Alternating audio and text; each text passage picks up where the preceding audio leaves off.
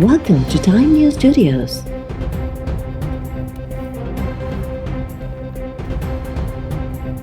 You are watching 5 p.m. Bulletin. वज़ीर आज़म Imran Khan senator Mirza Mohammad Afridi के senate में डिप्टी चेयरमैन लाइ नामज़द करे छॾियो। वज़ीर आज़म इमरान ख़ान तरफ़ां मांझांदे दौरान पीटीआई ऐं इत्तेहादी जमातुनि खे एतमाद में वठण बाद डिप्टी चेयरमैन जे नाले जो ऐलान मिर्ज़ा मोहम्मद आफ़रीदी जो वास्तो फाटा सां आहे। वज़ीर आज़म इमरान ख़ान मांझांदे खे ख़िताब दौरान चयो आहे त सुभाणे चूंडुनि जो इंतिहाई अहम मरहलो आहे। समूरा मेंबर्स सेनेट में हाज़िरी यकीनी बणाइनि ऐं हुकूमती उम्मीदवारनि खे वोट ॾेई कामयाब कनि। सेनेटर्स जो हिकु वोट क़ीमती आहे, तंहिं करे एहतियात सां वोट कास्ट कयो वञे, कंहिंजो बि वोट ज़ाया न थियणु घुरिजे।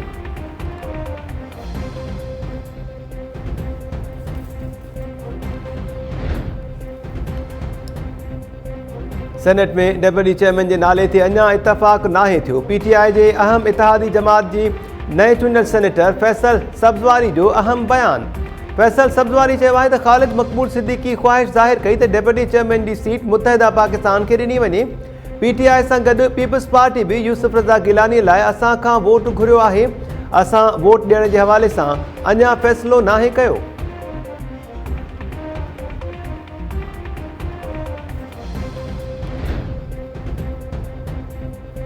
अॻूणो सदर आसिफ ज़रदारी सुभाणे यूसुफ रज़ा गिलानी ऐं गफ़ूर हैदरी जी कामयाबी लाइ पुरउमीद। आसिफ ज़रदारी ऐं मौलाना फज़लुर रहमान विच में फ़ोन ते राब्ते दौरान सुभाणे थींदड़ चूंडुनि ते ॻाल्हियूं। आसिफ ज़रदारी चयो आहे त सेनेट में पीडीएम खे हुकूमत ते बरतरी हासिल आहे। असांजो होमवर्क मुकमल आहे। सुभाणे सेनेट चेयरमैन ऐं डिप्टी चेयरमैन जी इलेक्शन में समूरनि मेंबर्स हिमायत जी ख़ातिरी कराई आहे। मौलाना फज़लुर रहमान चयो आहे त हुकूमत हॉर्स ट्रेडिंग जी कोशिश करे रही आहे। पीडीएम जे मेंबर्स ते हुकूमती उम्मीदवार सादिक संजरानी खे वोट ॾियण लाइ दबाव विधो पियो वञे। असांजे मेंबर्स खे टोड़ियो वियो त हक़ीक़तूं अवाम आॾो आणींदासीं।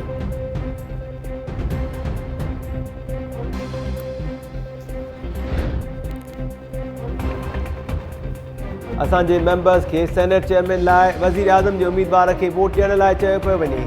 नवाज़ लीग जी मरकज़ी नायब सदर मरियम नवाज़ जो इंकिशाफ।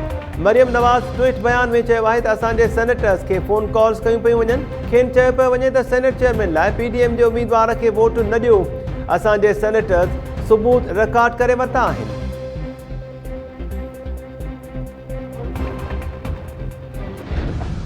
इलेक्शन में क्या सर आप क्या न्यूट्रल दिखाई दे रहे हैं? आज तक तो न्यूट्रल नज़र आ रही है।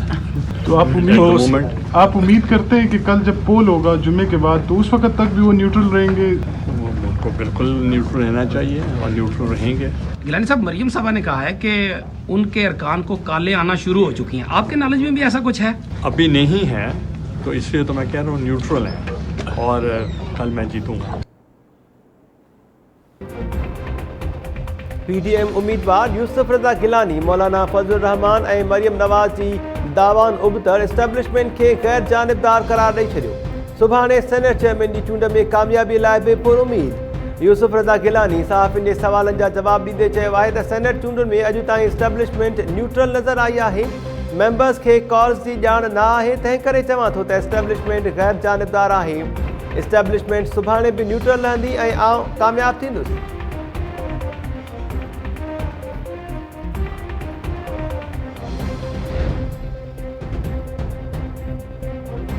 पंजाब असम्बली जे स्पीकर परवेज़ इलाही जी वॾे वज़ीर उस्मान बोज़दार सां मुलाक़ात। काफ लीग तरफ़ां सेनेट चेयरमैन लाइ हुकूमती उम्मीदवार सादिक संजरानी जी हिमायत जी ख़ातिरी।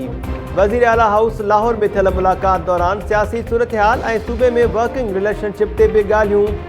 ज़रियनि जो चवणु आहे त पंजाब जो वॾो वज़ीर उस्मान बोज़दार अॼु ॿीहर इस्लामाबाद पहुची वज़ीर आज़म इमरान ख़ान सां मुलाक़ात कंदो।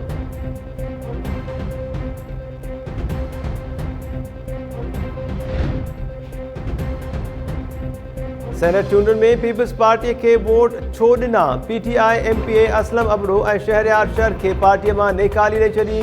जेकबाबाद मां चूंडियल असलम अबड़ो ऐं घोटकीअ मां चूंडियल शहरयार शर खे पार्टी मां नेकाली ॾियण जो हुकुमनामो जारी। हुकुमनामे में चयो वियो आहे त ॿिन्ही मेंबर्स सेनेट चूंडुनि दौरान पार्टी जे हुकुमनि जी भञकड़ी कई। इलेक्शन कमीशन सां राब्तो करे असलम अबड़ो ऐं शहरयार शर जी असेंबली रुकनियत ख़तमु कराइण जो फ़ैसिलो।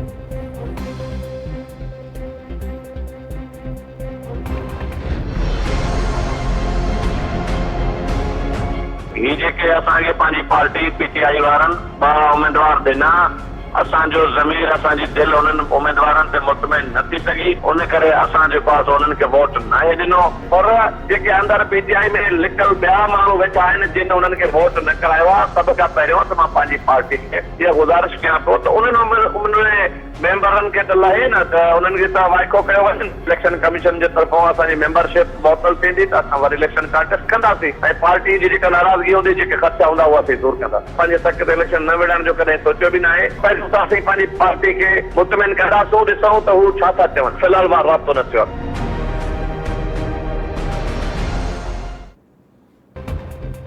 सभ खां पहिरीं ॻुझ ॻोह में वोट ॾींदड़ PTI जे मेंबर्स ख़िलाफ़ कार्रवाई कई वञी। PTI जे बाग़ी MP शहरयार शहर जो पार्टीअ मां निकाली ॾियण ते रद्द अमल। टाइम न्यूज़ सां ॻाल्हाईंदे MP शहरयार शहर चयो आहे त सेनेट चूंडुनि में पार्टीअ जे उम्मीदवारनि ते असां खुलियल नमूने एतिराज़ वारिया ऐं वोट न ॾिनो। PTI क़यादत असां ख़िलाफ़ कार्रवाई खां पहिरीं ॻुझ ॻोह में वोट ॾींदड़ मेंबर्स खे वाखो करे। फ़िलहाल पीपल्स पार्टी सूधो ॿी कंहिं बि जमात सां राब्तो न आहे। PTI क़यादत खे मुतमइन करण जी कोशिश कंदुसि। इलेक्शन कमीशन ज़रिए असेंबली रुकनियत मुअतल कराई वई त चूंडुनि में हिसो वठंदुसि, मैदान ख़ाली न छॾींदुसि।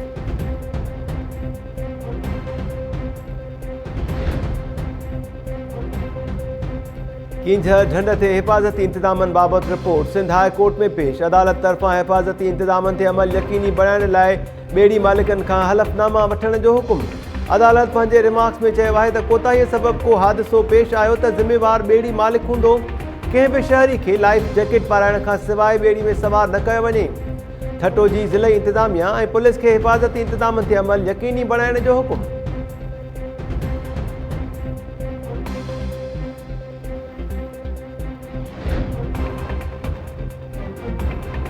कराची में मुतहदा लंडन जी टारगेट किलिंग टीम के नए सिर जोड़ने जो इंकिशाफ। मुतहदा लंडन की राब्ता कमेटी की मेंबर कहकशां हैदर जरिए टारगेट किलर्स जूं नए सिर टीम्स जोड़ियूं वयूं।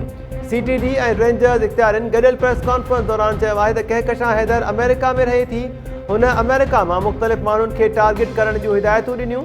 टारगेट किलिंग की फहरिस्त में शामिल माण्हुनि खे बचाइण जी कोशिश कई पई वञे। 4 अक्टूबर ते गिरफ़्तार थियल टारगेट किलर्स एतराफ़ कयो त कहकशां हैदर जी हिदायत ते क़त्ल कया विया। कहकशां हैदर मुतहदा लंडन जे बानी जी हिदायतुनि ते टारगेट किलर्स सां WhatsApp ते राब्तो करे हिदायतूं ॾींदी आहे। कहकशां हैदर ऐं संदसि साथियुनि ख़िलाफ़ केस दाख़िल।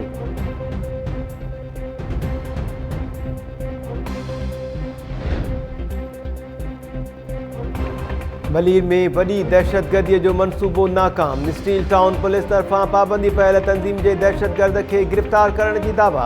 दहशतगर्द ख़लीलुल्लाह उर्फ़ कारी वटां दस्ती बम, पिस्टल ऐं ॿिया हथियार हथ।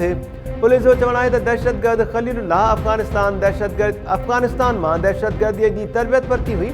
जवाबदार साथियुनि सां गॾिजी रज़ाकाबाद मां ट्रेनिंग सेंटर ते हमले जी रिथाबंदी कई हुई।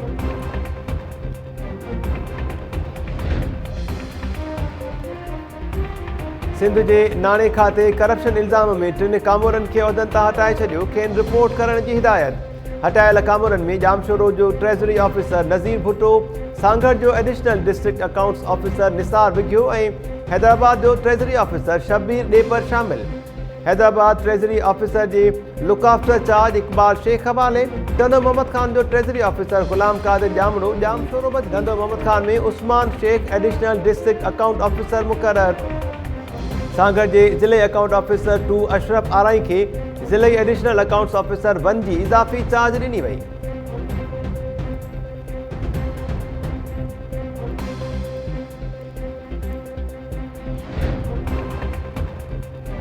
रोहड़ी पुलिस जे जुड़तू मुक़ाबले में शागिर्द इरफान जतोई खे मारण वारे वाक़े ख़िलाफ़ एहतजाज जो सिलसिलो जारी।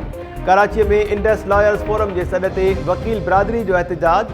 वकीलनि जांच कमेटी में SSP अमजद शेख खे शामिल करण ते एतराज़ मारे छॾियो। वकीलनि जो चवणु आहे त SSP अमजद शेख इरफान जतोई जे क़त्ल वाक़े में मुलविज़ आहे। खेसि जांच कमेटी में शामिल करण सां शफ़ाफ़ जांच न थी सघंदी। गढ़ी यासीन में स्पीकर आगा सिराज दुरानी जे बंगले अॻियां मुज़ाहिरो। ॻोठ रोशन खरोस जे रहवासियुनि रैली बाद मुज़ाहिरो कयो।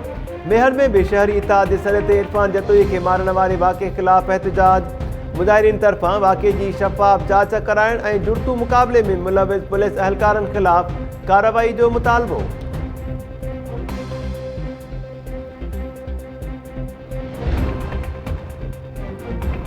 सिंध हाई कोर्ट सखर में खुलियल मैदाननि तां कब्ज़ा छॾाए पाणी निकाल करण जो हुकुम ॾेई छॾियो। सखर जी इंतज़ामिया खे शहर जे नुमाइश ग्राउंड ते बीठल निकाल जो पाणी 2 हफ़्तनि में निकाल करण जो हुकुम। अदालत पंहिंजे हुकुम में चयो आहे त म्यूनिसिपल कॉर्पोरेशन पाणी निकाल करण लाइ इंतज़ाम करे। 2 हफ़्तनि में पाणी निकाल न थियो त ज़िम्मेवार ऑफिसर्स ख़िलाफ़ केस दाख़िल कयो वेंदो। अदालत तरफ़ां शहर जे न्यू पिंड ग्राउंड तां कब्ज़ो छॾाइण जो बि हुकुम। इंतज़ामिया खां अॻु भराई रिपोर्ट तलब।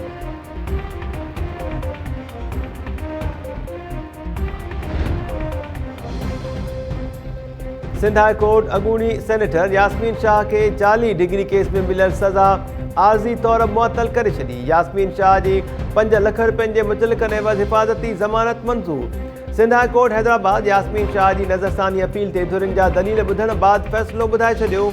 बदीन जी अदालत जाली डिग्री केस में ॾोह साबित थियण ते पीपल्स पार्टी अॻवान यास्मीन शाह खे 2 साल क़ैद ऐं 5000 रुपया ॾंड जी सज़ा ॿुधाई हुई। पुलिस अदालती हुकुम ते यास्मीन शाह खे गिरफ़्तार करे हैदराबाद जेल मुंतक़िल कयो हो।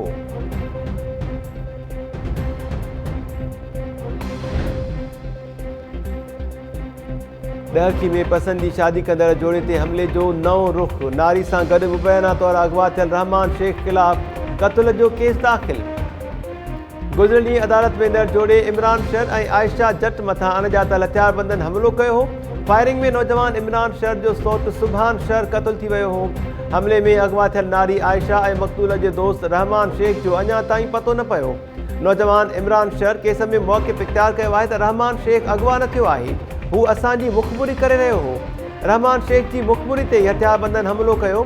जवाबदार नारी खे अगवा करे विया आहिनि, पर रहमान शेख अगवा नाहे थियो। सुभान खे बि क़त्ल कराइण जो ज़िम्मेवार संदसि दोस्त रहमान शेख ई आहे। पुलिस नारी जो पतो लॻाइण ऐं क़त्ल में मुलविस जवाबदारनि खे गिरफ़्तार करण में नाकाम।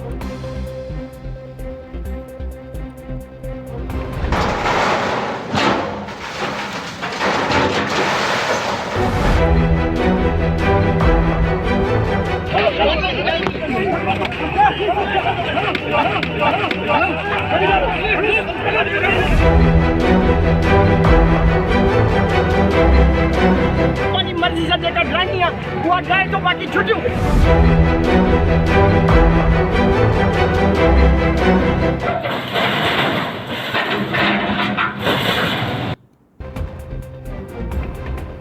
सकरन में सरकारी ज़मीननि तां कब्ज़ा छॾाइण लाइ ऑपरेशन दौरान पुलिस अहलकारनि ऐं आबपाशी अमले में झेड़ो। पुलिस अहलकारनि जो आबपाशी अमले ते लठियुनि जो वसकारो।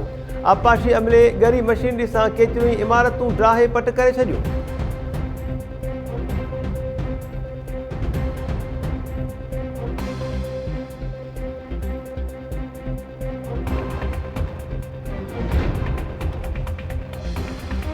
टिकटॉक सां मुआशरे में फहाशी पखिड़िजी रही आहे। पेशावर हाई कोर्ट अॼु खां टिकटॉक एप्लीकेशन बंदि करण जो हुकुम ॾेई छॾियो। अदालत टिकटॉक एप्लीकेशन खे फौरी तौर बंदि करण जो हुकुम ॾींदे चयो आहे त टिकटॉक जूं वीडियोज़ असांजे मुआशरे में क़बूल जोगियूं न आहिनि। टिकटॉक सां सभ खां वधीक नौजवान तबिको मुतासिर थी रहियो आहे। अदालत तरफ़ां टिकटॉक बाबति पेश कयल रिपोर्ट अफ़सोसनाक क़रार।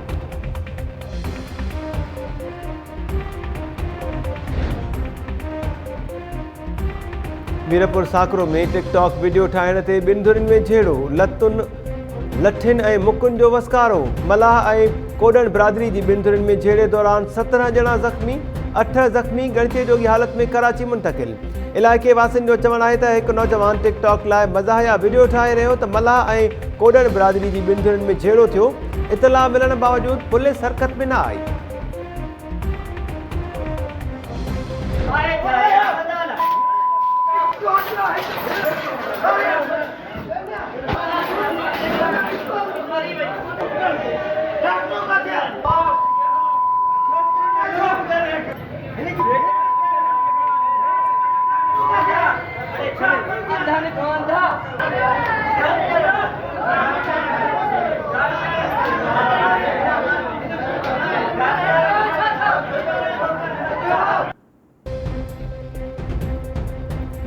डहरकीअ में निजी क्लिनिक ते ॿारड़ी फौत थियण बाद झेड़ो। ॿारड़ीअ जे वारसनि जो डॉक्टर खे कुटको। डॉक्टर वॉशरूम में लिकी जान बचाई। मछलड़ माण्हुनि जी निजी क्लिनिक ते भञ ड्राह। ॿारड़ीअ जे वारसनि जो चवणु आहे त डॉक्टर तरफ़ां ग़लति इंजेक्शन लॻाइण सबबि ॿारड़ी साइमा फौत थी वई। संदसि ख़िलाफ़ कार्रवाई कई वञी। डॉक्टर दर्शन इल्ज़ामनि खे रद्द कंदे चयो आहे त ॿारड़ी तमामु घणी कमज़ोर हुजण सबबु फ़ौत थी वई। असांजी का बि ग़फ़लत न आहे।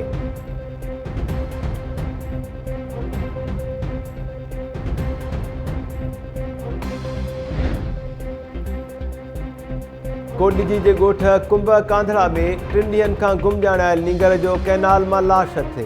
पुलिस मीरबाग कैनाल मां हथायल नींगर जो लाश अस्पताल मुंतक़िल करे छॾियो। वारसनि जो चवणु आहे त नींगर जमील कांधड़ो 3 ॾींहं अॻु घरां निकितो त वापसि न मोटियो। केतिरनि ई जायुनि ते ॻोल्हा बावजूदि संदसि को बि ॾस पतो न पियो। अॼु संदसि लाश मिलियो आहे। पुलिस चयो आहे त लाश जे पोस्टमार्टम बाद जांच कई वेंदी। मौत जा कारण पोस्टमार्टम रिपोर्ट में मालूम थी सघंदा।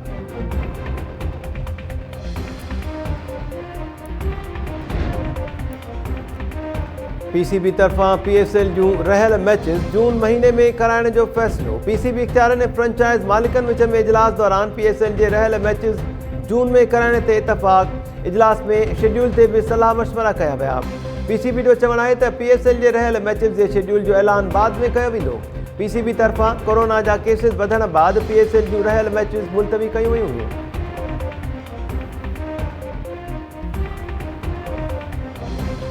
माणण मेरा जो ईंदो, माणण मेरा जो ईंदो, बाक़ी न का बशाजा मिलंदासी रूबरू बई पर्दा है जा बशाजा। मिलंदासी रूबरू बई पर्दा है जा बशाजा। माणण मेरा जो ईंदो, बाक़ी न का बशाजा मिलंदासी रूबरू बई पर्दा है जा बशाजा। माणण मेरा जो ईंदो आए, माणण मेरा जो ऐं शब मेराज जे मौक़े ते मस्जिदुनि में ख़ुसूसी इबादत जा इंतज़ाम। अॼु दुरूद सलाम ऐं नात जूं महफ़िलूं सजायूं वेंदियूं। आलम सगोरा शब मेराज जी फज़ीलत बयान कंदा। पर्दा है जा बशाजा मिलंदासी रूबरू बई।